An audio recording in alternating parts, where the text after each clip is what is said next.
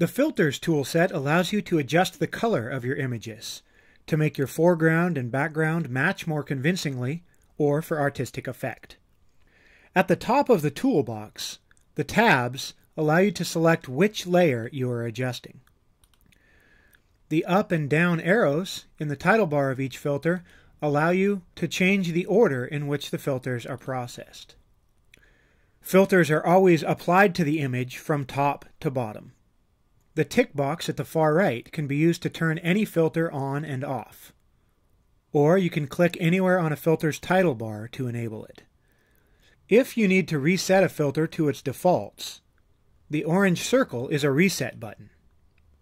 In addition, there is a master reset at the bottom of the toolbox, which will reset every filter in the currently selected tab.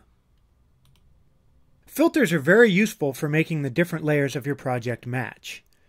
If we look at this foreground, it's not a bad image, and this background is perfectly acceptable as well. But when we combine them in PhotoKey, it's obvious that they are from different photographs. This is common in compositing, so being able to adjust the colors of each component is very important. In PhotoKey 4, the Filters toolset is where you do this. Even though many filters are available in both tabs, they are adjusted independently. So if we activate the saturation and decrease the saturation of our background, you can see that our foreground layer is not affected. I'll reset that. Being able to adjust each layer independently like this allows you to limit your corrections to one layer or the other to adjust for differences in lighting or tone. In this video, we will look at the filters that are found in both PhotoKey 4 and PhotoKey 4 Pro. The next video will look more closely at the filters that are not available in PhotoKey 4, but are found exclusively in PhotoKey 4 Pro. Let's take a look at these standard filters one at a time. Transparency is only found in the Foreground tab and can be used to reduce the opacity of your foreground image. This will most often be of use for artistic compositing effects, rather than improving the realism of a composite. You can see that that looks kind of cool, what we have there, but that's not going to be the typical results that you're after when working with green screen composites. So I'm going to reset that filter, since we don't need it in this case. Brightness lets you adjust the brightness of an image from -100, which basically creates a silhouette of your foreground, to +100, which washes the entire foreground out until it is nearly white. In this case it is white, we basically have a white silhouette, but depending on your image that can vary to some extent. As with most filters though, a minor adjustment here or there is all that is usually required. For this image, since our background is so dark, let's turn the brightness down just a bit. We'll go to -7 to start pushing our image in the right direction. Contrast lets you adjust the contrast of an image from 0 to 200%. Increasing contrast pushes the tones of your image farther apart, moving the bright areas closer to white and the dark areas closer to black. Reducing the contrast pulls all of the tones toward a middle gray.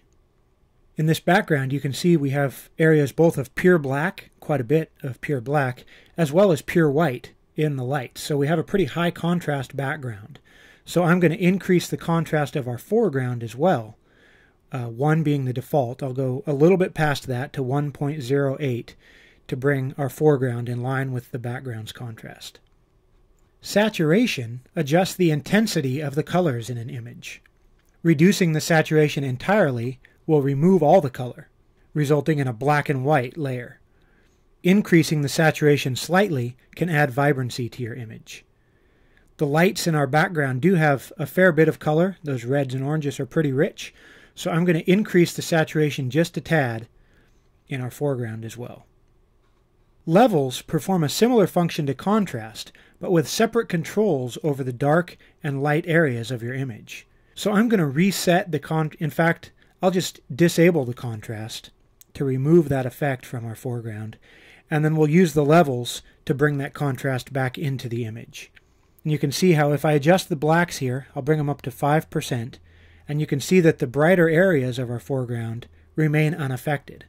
Similarly, bringing the white down to 91%, makes the bright areas just a little bit brighter, but leaves the blacks unaffected.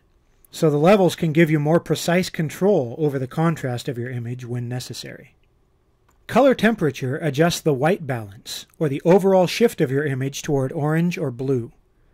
Properly balanced, colors should appear natural. When combining images from different sources, however, such as a studio portrait with an outdoor background, the white balance will frequently not match. Color temperature can be used to quickly adjust one layer to match the other, and is frequently a good place to start if you find the colors in your foreground and background layers don't match. Increase the color temperature to shift the layer toward blue, or decrease it to add more orange. We're going to shift it down a little bit for this image to get a little bit more of that orange color that's present in the lights in our background.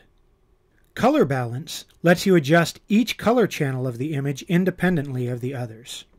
Red, green, and blue can individually be increased or decreased without affecting the other color channels.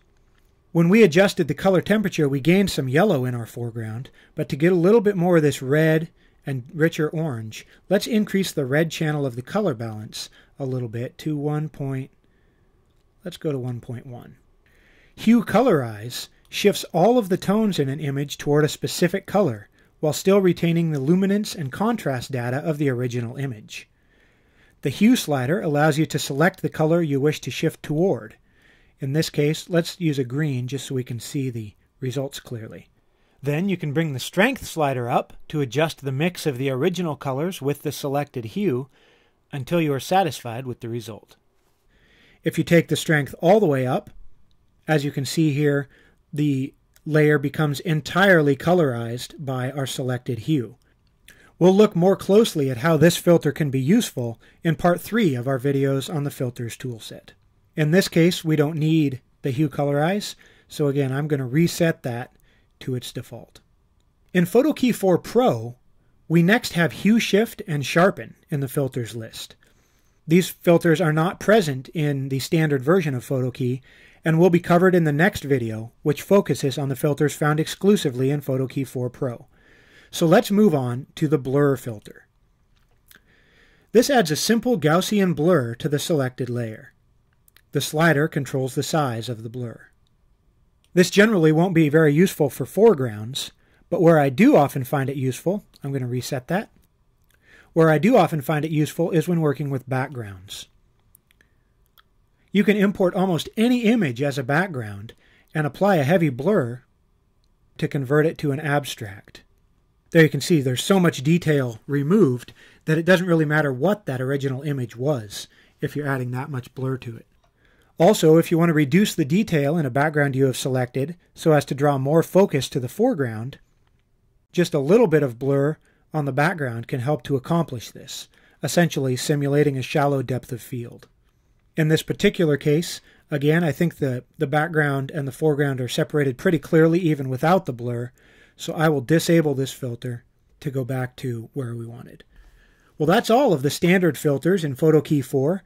And if we compare our original images to the final version of our composite, you can see just how much we are able to improve things with a few filter adjustments. In our next video, we will cover the filters found exclusively in PhotoKey 4 Pro.